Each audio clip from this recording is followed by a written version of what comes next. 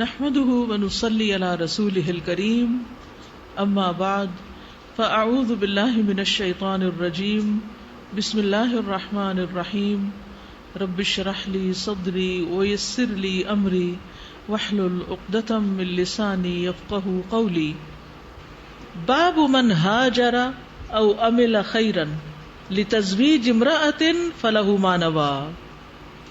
باب جو شخص ہجرت یا کوئی اور نیک کام کرے، یعنی ہجرت کرے یا کوئی اور نیک اچھا کام کرے کسی عورت سے شادی کرنے کے لیے، مقصد اس کا وہ نیک عمل نہ ہو بلکہ اس کو وسیلہ یا ذریعہ یا سبب بنائے شادی کا. اوپر سے لگے یہ نیک عمل ہے اور اندر سے اس کی نیت یہ ہو کہ یہ کام کر کے میں دوسرے کو خوش کر دوں تاکہ شادی ہو جائے. مثلاً ایک لڑکے لڑکی میں کوئی سلام دعا ہو گئی، دوستی ہو گئی کہیں کسی یونیورسٹی میں پڑھتے ہوئے. اب لڑکا ہے ریلیجس اور لڑکی جو ہے وہ نہیں ہے، تو لڑکا کہتا ہے لڑکی سے کہ اگر تم الہدا کا کورس کر لو تو پھر میں تم سے شادی کر لوں گا. اب وہ بیچاری مجبوری کے مارے آنا شروع کر دیتی ہے تاکہ کورس کر کے شادی ہو جائے. تو وہ کر تو کورس رہی ہے لیکن مقصد کیا ہے؟ شادی. لیکن مجھے یہ پورا یقین ہے کہ جو شخص چاہے کسی بھی مقصد کے لیے اللہ کا کلام پڑھنا شروع کرتا ہے تو اللہ سبحانہ وتعالیٰ اس کو نیت بھی عطا کر دیتے ہیں. پھر قرآن یتغنى ولم یتغنى بالقرآن، قرآن غنی کر دیتا ہے انسان کو. قرآن پھر ان چیزوں سے اوپر اٹھا دیتا ہے کہ ٹھیک ہے تم آئی تو اس نیت سے تھی لیکن اب تم اس سے بالا ہوگی. اب اگر شادی ہوتی ہے یا نہیں، کورس تو پورا کروں گی اور دین پر چلتی رہوں گی. کیونکہ کئی خواتین جو نان مسلم ہوتی ہیں وہ ریورٹ ہو جاتی ہیں، مسلمان ہو جاتی ہیں کسی مسلمان لڑکے سے شادی کرنے کے لیے. اور ویسٹ میں تو یہ اتنا عام ہے کہ اکثر یہ شادیاں نبھتی نہیں. یعنی اسلام کی خاطر شادی ہوئی، جو لڑکی مسلمان ہوئی وہ لڑکے سے بھی زیادہ پکی مسلمان ہو گئی. اب لڑکے کو وہ کھلنے لگ گئی کہ میں نے اس لیے تو شادی نہیں کی تھی کہ تم بھی اتنی مولویانی بن جاؤ. اب وہ نہیں بنتی، پھر طلاقیں بھی ہو جاتی ہیں بعض اوقات. تو ان میں سے کچھ تو پھر واپس بھی پلٹ جاتی ہیں، لیکن کچھ جو ہوتی ہیں وہ اپنے دین ایمان میں پکی رہتی ہیں. ان کو اللہ تعالیٰ سبب بنا دیتا ہے ہدایت دینے کا اور وہ ہدایت پر قائم رہتی ہیں. تو دس از ویری مچ پاسبل کہ ایک شخص بظاہر کوئی نیک کام کسی اور جذبے کے ساتھ کرے.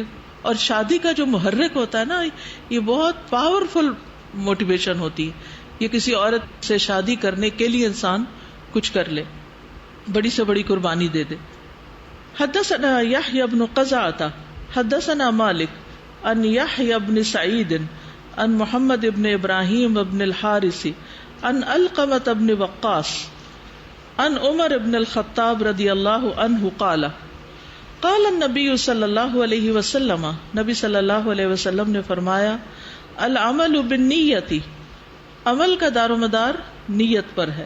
وَإِنَّمَا لِامْرِئٍ مَا نَوَى، اور انسان کے لیے وہ ہے جس کی اس نے نیت کی. فَمَنْ كَانَتْ هِجْرَتُهُ إِلَى اللَّهِ وَرَسُولِهِ، تو جس کی ہجرت اللہ اور اس کے رسول کی طرف ہے، فَهِجْرَتُهُ إِلَى اللَّهِ وَرَسُولِهِ، تو اس کی ہجرت اللہ اور رسول کی طرف. وَمَنْ كَانَتْ هِجْرَتُهُ إِلَى دُنْيَا يُصِيبُهَا، اور جس کی ہجرت دنیا کی خاطر ہوئی کہ اس کو پالے حاصل کر لے. اب امرأة ينكحها، یا ایک عورت سے نکاح کرنے کے لیے، فہجرتہ الی ما ہاجر الیہ، تو اس کی ہجرت اسی کے لیے ہے جس کے لیے وہ ہجرت کر کے جائے گا. یعنی اگر ہجرت سے محض دنیا کی غرض مطلوب ہو تو پھر بالکل ثواب نہیں ملے گا. اور اگر اللہ اور اس کے رسول کی رضا کی خاطر کر رہا ہے ہجرت لیکن ساتھ دنیا بھی اس کو مل جاتی ہے تو اس میں کوئی حرج نہیں. اس میں ہم دیکھتے ہیں کہ ام سلیم کی شادی کیسے ہوئی تھی، کس سے ہوئی تھی؟ ابو طلحہ سے. تو انہوں نے پیغام بھیجا تھا نکاح کا، اور ام سلیم کو بھی اس نکاح میں دلچسپی تھی لیکن درمیان میں کفر تھا. تو انہوں نے جواب دیا، ابو طلحہ آپ جیسے آدمی کا پیغام مسترد نہیں کیا جا سکتا. وہ مدینہ کے مالدار ترین انصار میں سے تھے، لیکن رکاوٹ یہ ہے کہ آپ کافر ہیں جبکہ میں مسلمان ہو چکی ہوں. اگر آپ مسلمان ہو جائیں تو یہی میرا حق مہر ہوگا اور کسی چیز کا مطالبہ نہیں ہوگا. تو ابو طلحہ مسلمان ہو گئے. تو وہ اب کس لیے مسلمان ہوئے؟ شادی کے لیے. اور نکاح کے وقت ان کا اسلام بھی حق مہر ٹھہرا، انہوں نے مال نہیں لیا حالانکہ ان کے پاس بڑے بڑے باغات تھے.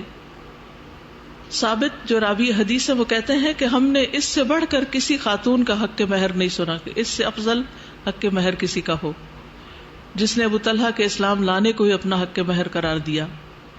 تو بہرحال یہ نکاح بڑے خیر کا باعث بنا. پھر ابو طلحہ نے آگے جا کر اپنا باغ اللہ کے راستے میں دیا تھا تو اسلام کو ان کے مال سے بھی فائدہ ہوا.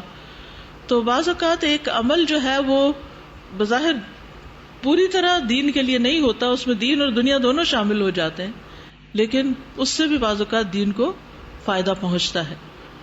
نیت بعد میں بھی ٹھیک کی جا سکتی، کیونکہ کچھ چیزوں کے بارے میں ہمیں پتہ ہی نہیں ہوتا کہ اس میں یہ نیت بھی کر سکتے ہیں. شیطان اکثر روکتا ہے نا کہ نیت اچھی نہیں ہے مت کرو، تمہاری نیت ہی ٹھیک نہیں، تم تو ریاکاری کر رہی ہو اس لیے کام نہ کرو. پھر بھی کر لینا چاہیے.